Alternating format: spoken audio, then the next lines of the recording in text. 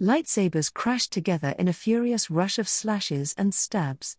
Blue and red blades danced against a yellow double-sided saber staff in the darkened hall of the station, the lights long destroyed by the force clashes of the two combatants. The two of them were perfect opposites. On one hand there was a tall figure in heavy red and black armor underneath a pitch-black robe. The figure was completely covered from head to toe, not a hint of exposed flesh anywhere. On the other was a slight woman in a skin-tight leather outfit. Despite the latter being nearly completely unarmored, her face might as well have been carved in stone for all the emotion she showed. Another contrast from the dark figure she fought, since despite their face being covered by a blood-red helmet their shoulders shook with emotion. Why Bastila? After everything we promised. Everything we sacrificed. Why pick now to betray me? The only answer was for the woman to launch herself forward, saber staff spinning in dizzying patterns. The dark figure thrust both hands forward, catching her in a massive tide of telekinetic energy, throwing Bastila across the room and slamming her into a wall. Answer me, damn it. Bastila said nothing. Reaching out to the force, she ripped a console from a nearby wall and hurled it at the masked figure. The red saber in their left hand lashed out and easily cut through the flying mass of metal, but the distraction allowed Bastila to slip free of the telekinetic hold and charge again. The yellow blade was caught between red and blue and the fight ground to a halt as the two combatants struggled to overpower the other. Why? The masked figure asked again. This time, instead of a furious roar, it was a whisper of trembling heartbreak. The Force sent me a vision. Bastila responded in an icy, emotionless tone. You won't stop, Revan. The Star Forge is too corruptive. At some point it stops being about stopping the Vong and becomes about subjugating the galaxy. So I'll stop you before you destroy everything we swore to protect. Just like I promised. The yellow blade crept closer, burning the edges of Revan's hood. That's it. A vision? I thought you left absolute trust in those behind when we turned our backs on the Order. When you turned your back on the Order. Bastila corrected. I am, and will always be, a Jedi. Bastila suddenly pulled back her attack and spun the staff forward. Caught off guard, Revan failed to parry the blow and Bastila's lightsaber hissed as it cut through the lighter inner plates of armor on Revan's right leg. Revan's leg gave out from the sudden pain and the masked fighter collapsed, but before Bastila could capitalize on the opening, the room was flooded with a veritable storm of lightning.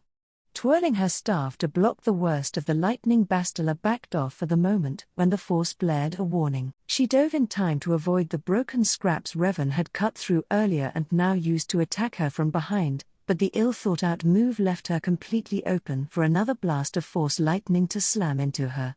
The powerful attack ravaged her unprotected body, causing her to scream and drop her saber staff, which was quickly retrieved by Revan with a tug of the Force. Instead of rushing to attack the fallen Jedi, Revan deactivated both lightsabers and returned to the clips on the armored belt. Using the similarly deactivated staff as a crutch, Revan simply looked at their fallen foe. It's over, Bastila. Please just stop. I don't. Whatever Revan wanted to say was interrupted as a trio of bolster bolts washed over the armored figured chest. While the bolts failed to pierce the armor, the shields that should have sprung to life remained inactive and the superheated gas caused severe burns to the flesh underneath. Revan was thrown to the ground by the impact, the saber staff ripped from the armored gauntlet, and quickly rolled to send a disbelieving stare at the fallen Jedi. A Jedi that returned the stare with colder eyes than Revan had ever seen on another organic. The sight of those eyes caused the last hope of Revan's that this was just some cruel joke or misunderstanding to shatter. Bastila was prepared to use any means if it ensured Revan died, even resorting to blasters despite years of disdain for the ranged weapon. Bastila readjusted her aim and fired another shot. The only thing that gave Revan the will to respond was the years of fighting and training that made redirecting blaster bolts an unconscious reaction rather than a decision. A red lightsaber blazed to life with an iconic snap hiss and reflected the bolt directly back at the weapon that fired it. Bastila bit down on a scream as the bolt destroyed the blaster and caused severe burns to her hand. Revan slowly rose from the ground, lightsaber still ignited. Bastila simply remained on the floor, eyes impassive. "It's over," Revan declared again, sounding almost hollow. "It is," Bastila agreed. "You always were the better duelist, but I had to try." "Why?" "It was the solution with the fewest lives lost." Bastila knew that wasn't what Revan was asking, but it wouldn't matter soon. She turned to look out the transparent steel window. Almost reluctantly, Revan followed her gaze.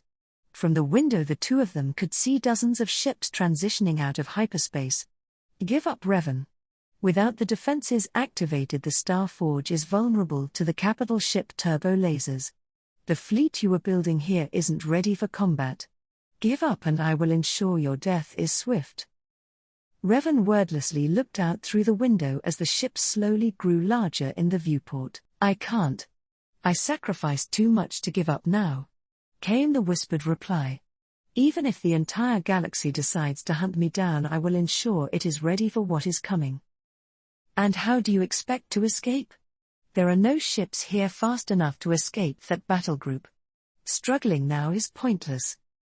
"No, there's one left," Revan said with a bitter smile. "It was going to be a surprise. The fastest ship in the galaxy. I was going to name it after you." Bastila said nothing. Some unknown emotion rippled in her steel-grey eyes, but in a moment it was smothered and they returned to their previous emotionless state. Revan saw that Bastila wasn't going to respond, wasn't even going to look away from the viewport, and started to limp towards the door. "You aren't going to finish me?" Bastila's question stopped Revan cold. Revan looked at the ceiling and said nothing for a few seconds. "I can't. Even after all this, I still think of you as a sister," the masked figure said eventually. "If we meet in the future, that might change, but for now." Bastila still refused to look away from the window but held up her non-burned hand. That was a mistake. Without any hesitation, she flipped open the protective cover on the detonator and pressed the button. Faint explosions could be heard all around them and the floor rippled slightly. "You planted explosives on the ship?" "I had to be thorough. You are just that good after all." Revan stood in silence as another explosion went off in the distance. "Damn you." It was quiet. Barely audible to Bastila. But underneath the denial and sorrow, was the faintest embers of true hatred. Neither one said anything else and neither one spared the other another glance even when Revan hobbled out of the room and the heavy blast doors shut behind them. Now alone, the emotional mask Bastila wore started to crack as a single tear made its way down her face. "I'm sorry," she pleaded, the icy tone long gone replaced with her own heartbreak and desperation. "I'm so sorry. But it's the only way." On the window in front of her, the image of dozens of warships glitched and sputtered and was replaced by a single ship as the false projection failed. Bastila watched silently as the ship opened up with its main guns, green turbolasers tearing towards her. All while tears streamed down her face. "Oh!" Revan cursed as another explosion rocked the floor, throwing the warrior headfirst into a bulkhead even as the hangar door to the unnamed prototype ship closed behind them. "T1, prep for emergency launch. I want us out the door the second the engines are warm and in hyperspace at max speed the second after that." She snarled at the nearby astromech droid as she ripped her helmet off and swiped at the blood dripping down her forehead and into her eye. A series of startled beeps answered her demand. "I don't care if the ship hasn't had a shakedown run," Revan practically screamed. "If we stay here, we're dead. Get it done." More beeps confirmed the order and the tiny droid sped to the cockpit. Revan slowly limped in the same direction, once again falling into a bulkhead as the ship rocketed into space. Once she managed to get to the pilot's chair, Revan collapsed into the seat and started issuing orders. "T1, I want all spare power to rear shields. Prep the warp drive for an emergency jump. I don't care about the coordinates as long as it isn't here. The second it's ready, jump. Do not wait for my confirmation. T1 answered affirmatively. And get me a picture of the rear cameras. I need to know how many ships split off to pursue us. This time there was some confused beeping and a picture opening on the console. This can't be right. T1 check for a different camera. I'm only seeing one ship from this view. A slightly different angle appeared and Revan stared uncomprehendingly at the single ship now peacefully drifting towards the station she had just fled from. But there were. How? Nothing was making sense to Revan. What happened to the other ships? She had sensed them while she was with Bastila. She knew that there were more presences appearing in the system. So how? The answer presented itself like a lightning bolt. Revan leaned back into her chair and let out a mirthless laugh. She tricked me. Bastila had somehow used force presence to simulate an entire battle group coming out of hyperspace. If Revan had investigated just a little bit closer, she probably would have seen through the illusion, but as it stood, Bastila had successfully scared the fake Sith Lord off the station with a trick. That bitch. I can't believe she pulled that over on me. When I get back. Revan's speech was interrupted by a few more beeps from the T1 droid. What? No, wait. Disengage warp door. The unnamed prototype launched into hyperspace at a speed never before recorded.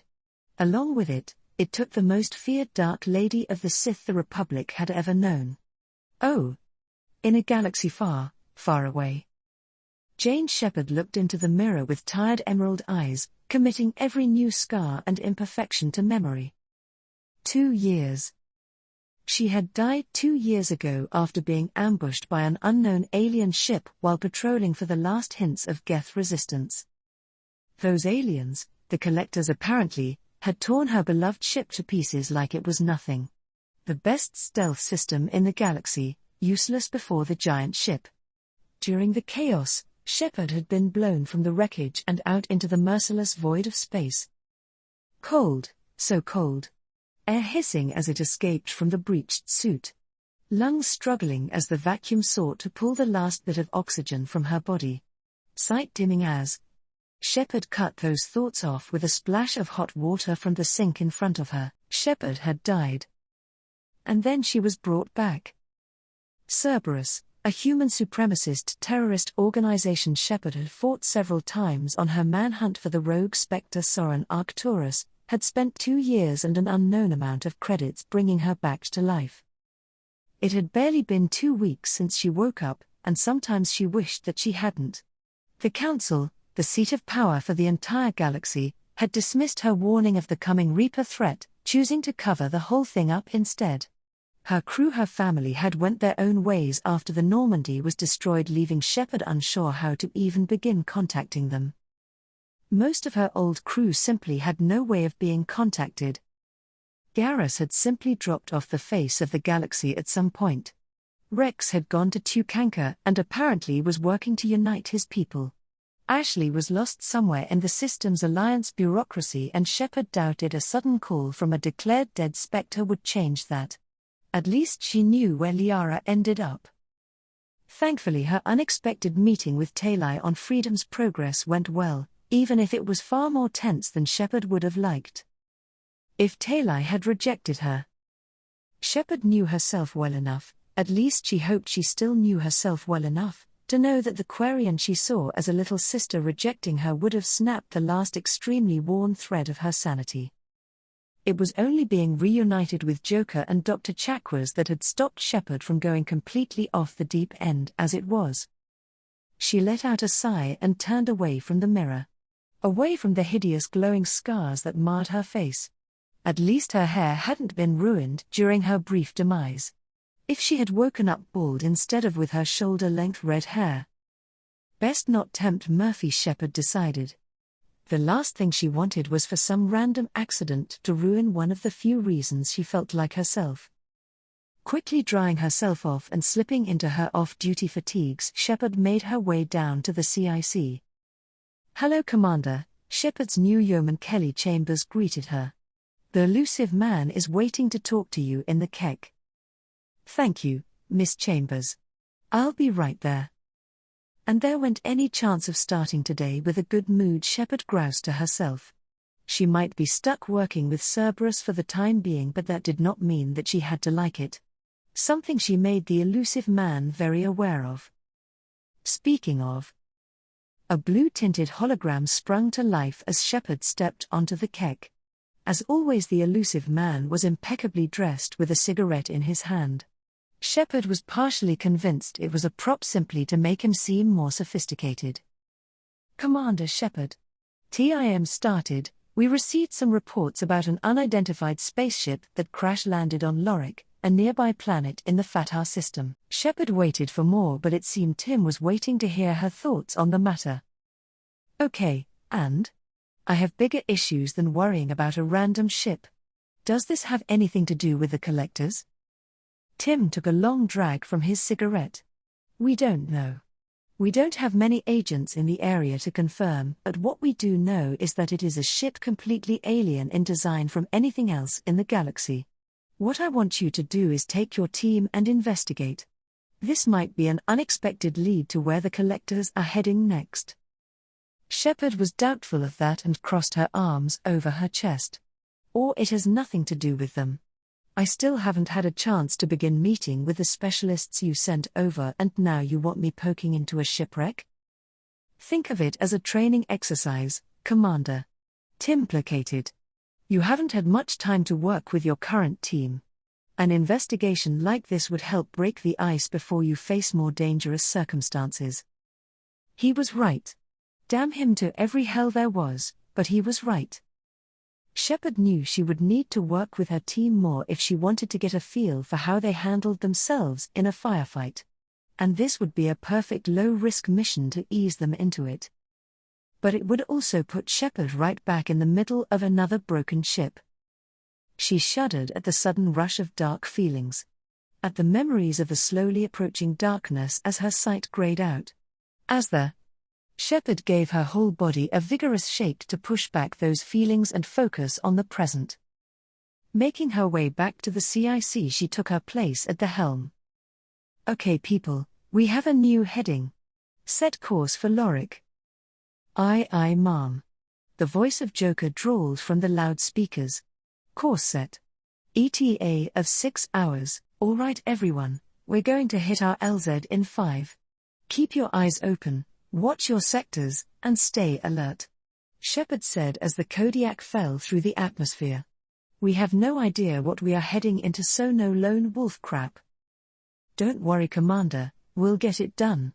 Jacob Taylor reassured. Miranda Lawson wasn't so optimistic. What exactly are we looking for? The elusive man doesn't send assets on frivolous missions. You must have something more than go investigate a wreck. Shepherd shrugged. I wish I could tell you otherwise, but this is just an in-and-out investigation. The elusive man thinks we could use a milk run before we head out to Omega, and I agree with him. Shepherd had to quickly check to make sure she hadn't thrown up in her mouth. She had seen the kind of shit Cerberus got into. Agreeing with the leader of such an organization on anything was enough to make her gag. Miranda accepted her answer and returned to checking the scanners. 5 minutes later the three of them fell out from the Kodiak in textbook formation. Shepherd waited until both Jacob and Miranda gave the all clear. All right Edie, lock it up. We should be back in a couple hours. Miranda, Jacob, on me. After a round of affirmatives the squad set off for the crash site. The wreck was surprisingly large, Shepherd thought. And in much better condition than she would have assumed for something that had made a crash landing. The front of the ship was still mostly in one piece, even after tearing what must have been a mile-long trench over the surface of the planet. In fact, if it wasn't for the gaping hole in the rear of the ship where the engines used to be, she wouldn't have believed the ship had crashed at all. What kind of ship can skip across a planet and look okay? Shepherd wondered. Not anything we know of. Miranda replied. The design doesn't match any ship on record, and I'm not reading any ESO signatures. Shepherd, I don't think this ship belongs to any of the Citadel races. Shepard's head snapped to her exo. Are you saying we have a potential first contact scenario? Possibly. If it is, we should pull back and inform the elusive man. He can send a team better equipped for studying a new species. Absolutely not. Shepard denied immediately. She would be damned if the first contact a new race had with the rest of the galaxy was being shipped off to a Cerberus lab and experimented on. The haunted eyes of Corporal Toombs flashed in her memory. The sick bastards had killed his entire squad at a cruise and then tortured the man by injecting Thresher more acid into him. All in the name of some messed up experiment. She didn't want to know what they would do to an alien if they were willing to go that far on a fellow human. We are going to sweep for survivors, give them any aid we can, and then inform the SA. They can handle first contact. Miranda gave her a cool look before accepting. All right, Shepard. It's your call. Well, if you want to help out any survivors, we'd better hurry. Jacob called out, pointing towards the rear of the ship. Because they are about to get a very rude introduction if we don't find them first. Shepard looked to where Jacob was pointing and cursed. Huddled around one of the holes in the hull were a group of four-eyed humanoids. Several more filed out of a nearby APC and filtered into the wreck. Batarians. She hissed. One of the most morally repugnant races in the galaxy, the Batarians were the biggest supporters of slavery around. Shepard had dealt with their kind several times over her career and few of them pleasant.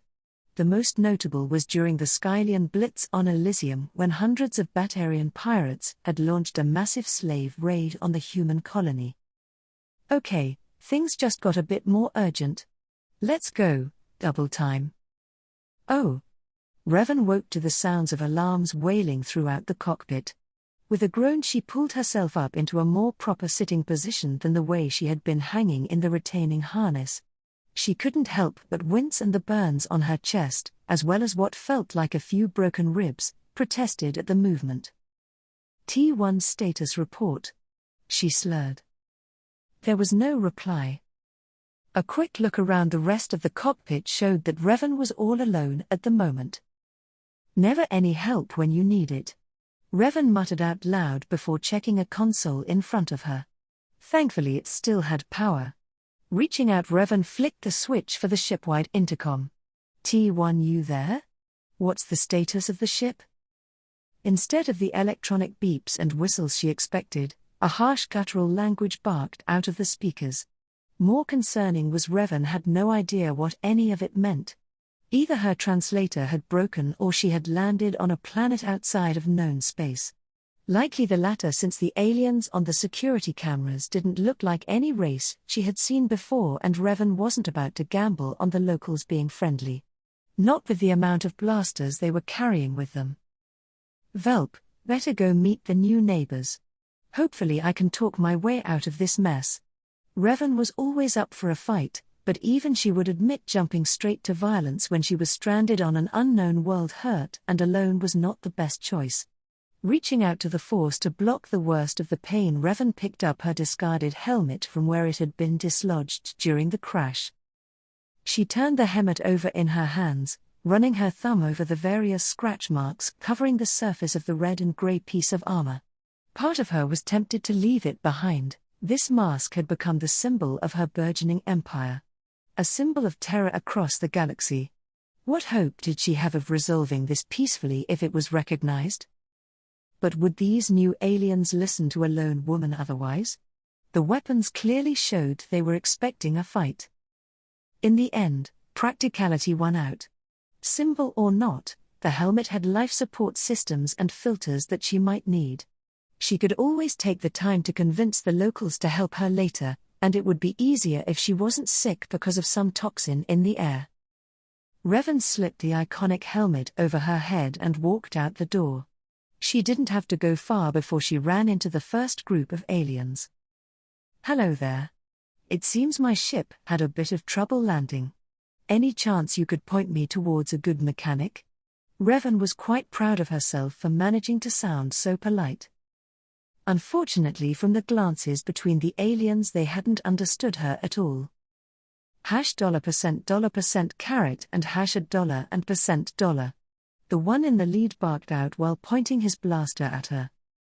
The hostile stance pretty much confirmed how this encounter was going to go, but Revan gave it one last shot. Look, I can't understand you. Either speak basic or try another language. Because the one you're using isn't working for either of us. This time the three other aliens pointed their blasters at her. Revan let out a disappointed huff. Fine, be that way. The Force blared a warning as the lead alien fired off a shot, but Revan was already moving. One of her lightsabers leapt into her hand and ignited into a brilliant crimson blade with a snap hiss. Revan twirled the blade into the path of the alien's shot and was mildly surprised when it was disintegrated rather than reflected. Projectile weapons? Did they know they would be fighting a Force user? Revan pushed those thoughts aside for the moment and focused on the fight. The other aliens jumped in surprise at the sudden appearance of her lightsaber and unloaded their own weapons at her. The red blade sang as it weaved a protective wall of flashing light in front of her. Still, there were 4 slug throwers and Revan was forced to use a single saber and was injured. Despite the masterful defense, she was forced to focus on the shots that targeted vital areas and the breaches in her armor. Every once in a while a shot would make it through her defense and hit the metal plates of her armor.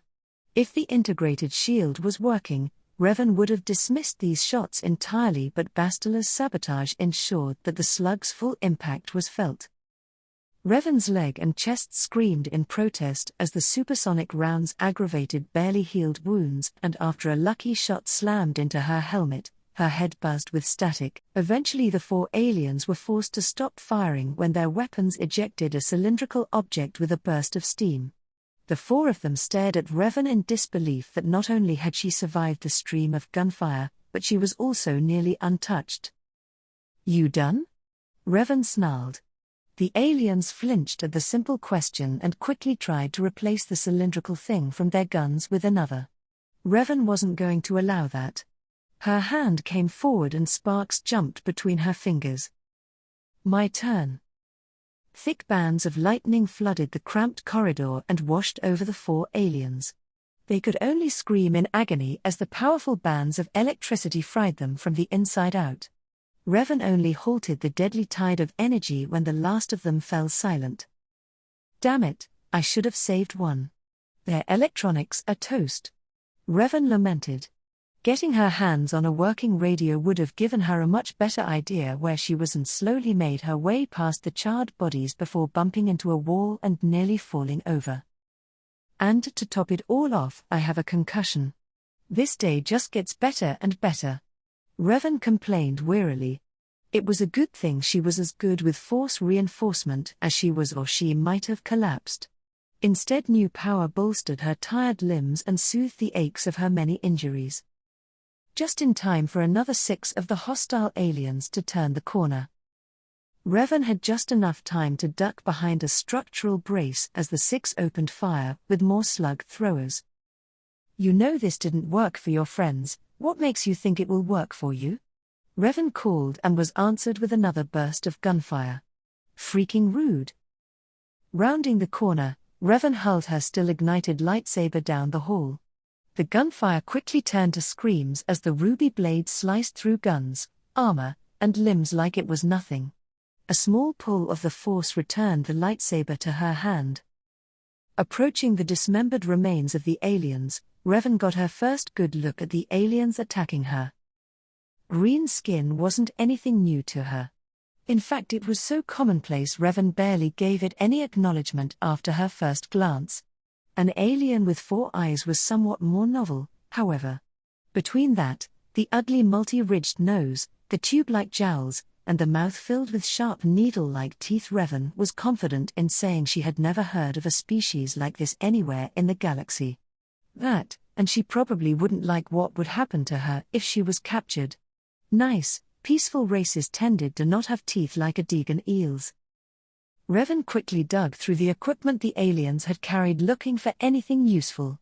She found several more of those cylindrical objects, ammo canisters probably, but elected not to take any with her. She could play with alien guns when she had made sure they were all dead. She also found several grenades she left behind for similar reasons. Blowing herself up by accident was not how a dark lady did things.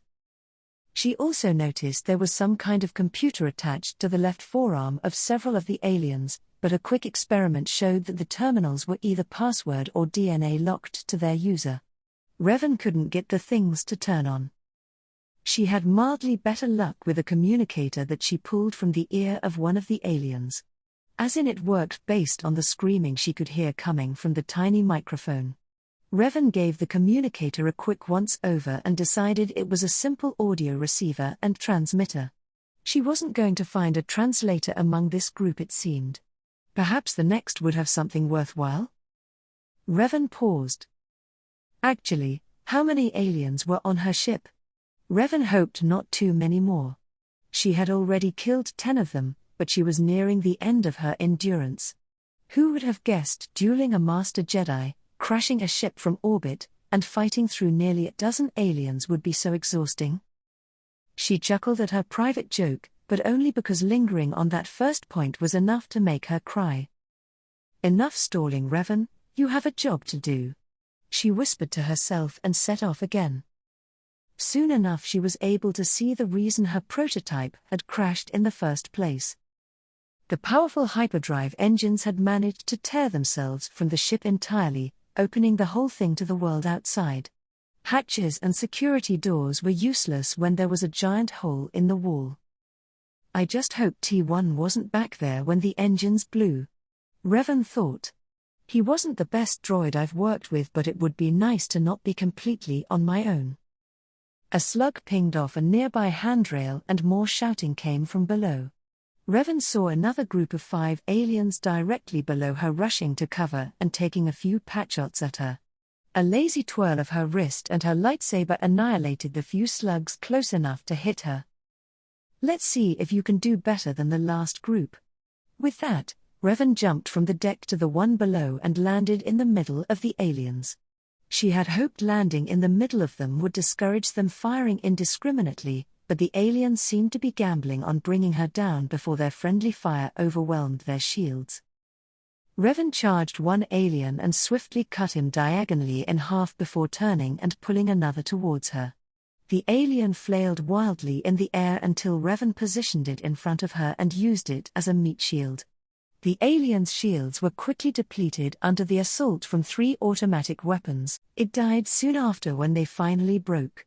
Revan noticed one of them pause their attack to reload and tossed the corpse of its companion at it. The other 2 redoubled their attack, spraying a hail of slugs towards Revan. Not that it did much. Between her lightsaber and her armor, Revan was able to shrug off the last few seconds of their barrage. The 2 upright aliens ran out of ammo at nearly the same time. Their guns venting steam.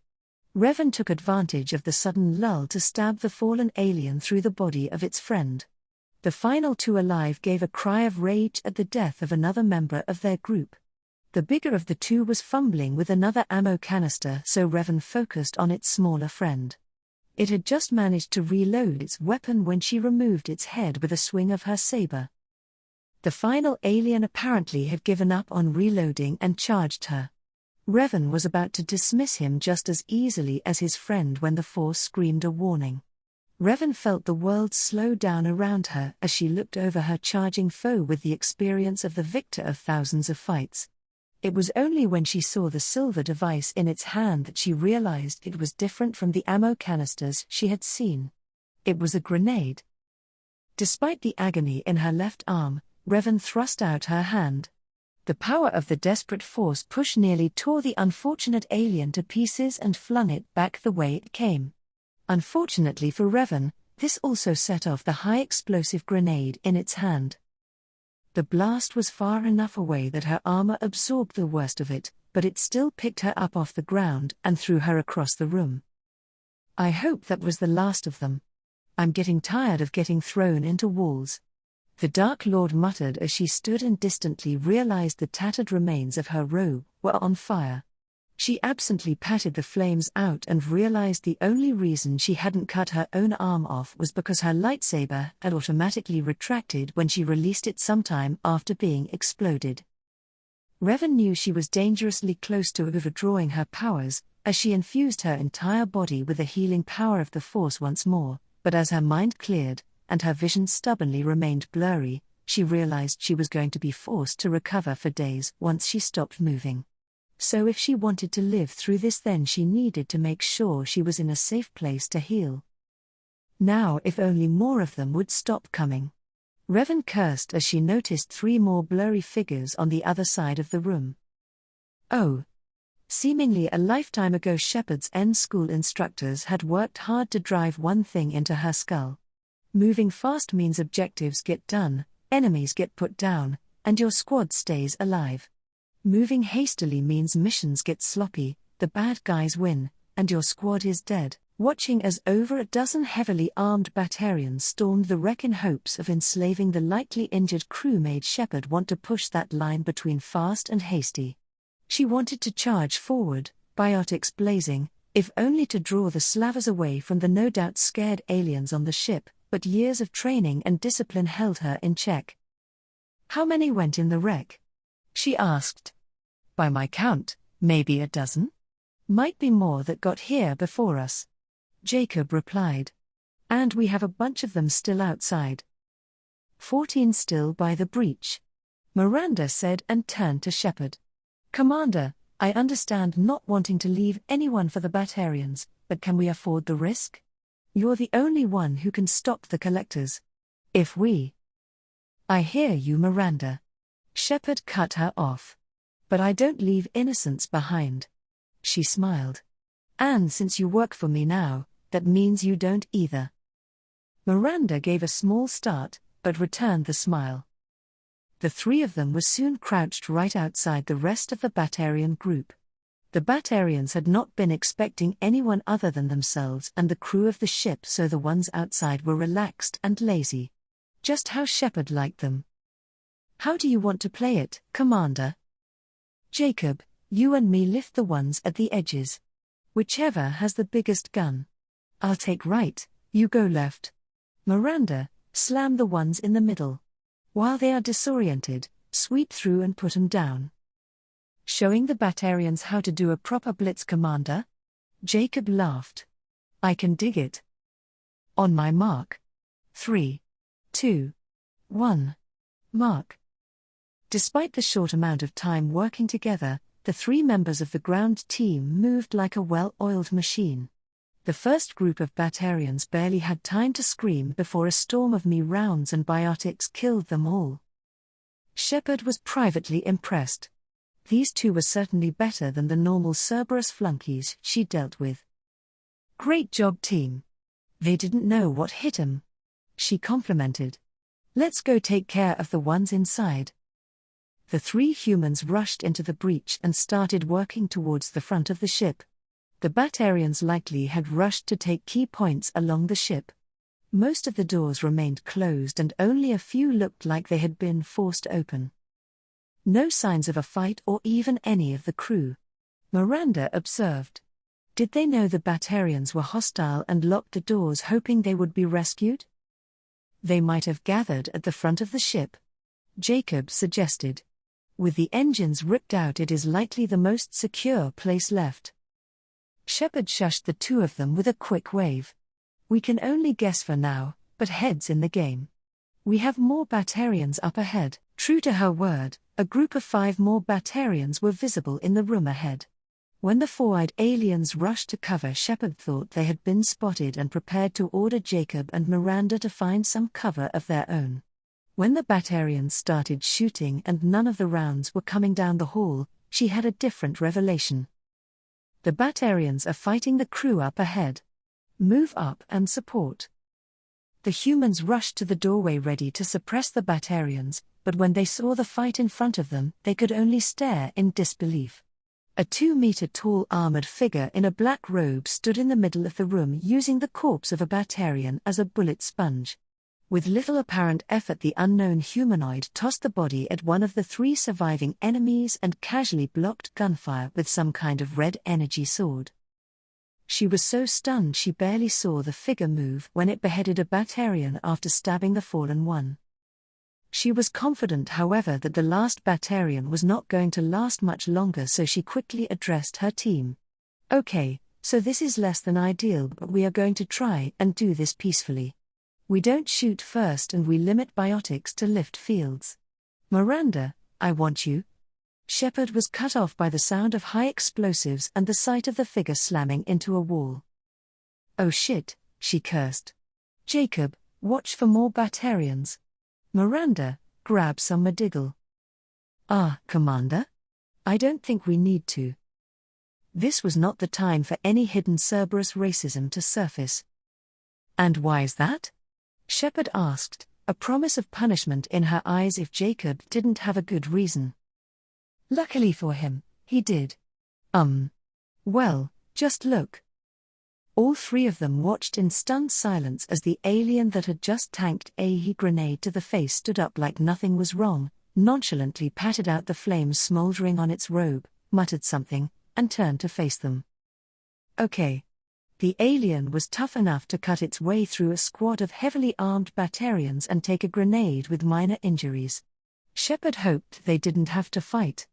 But that hope was sunk when the alien's red sword blazed to life. "Hold on a second."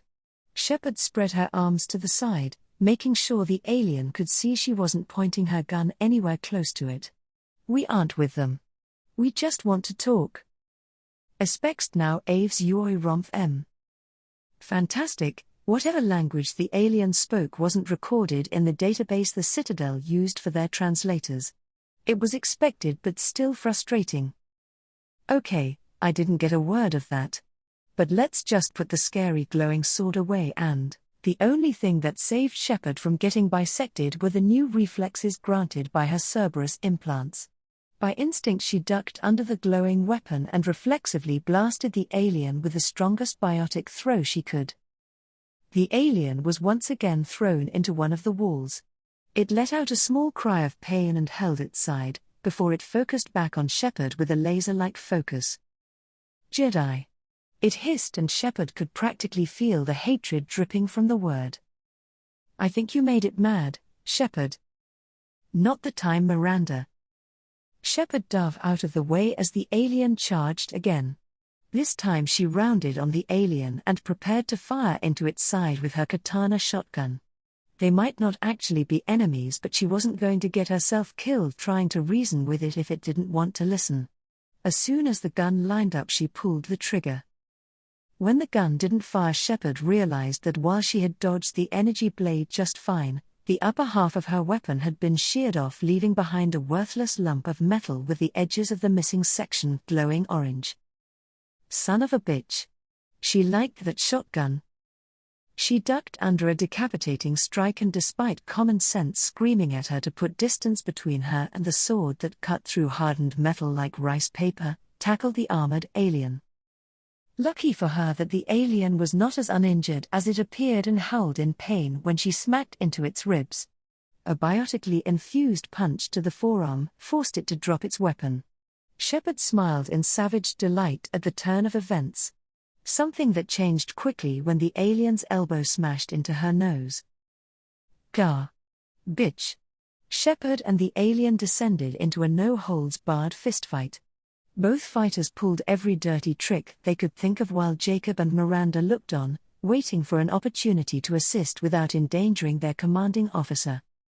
The brawl continued for over a minute before Shepard made a major mistake.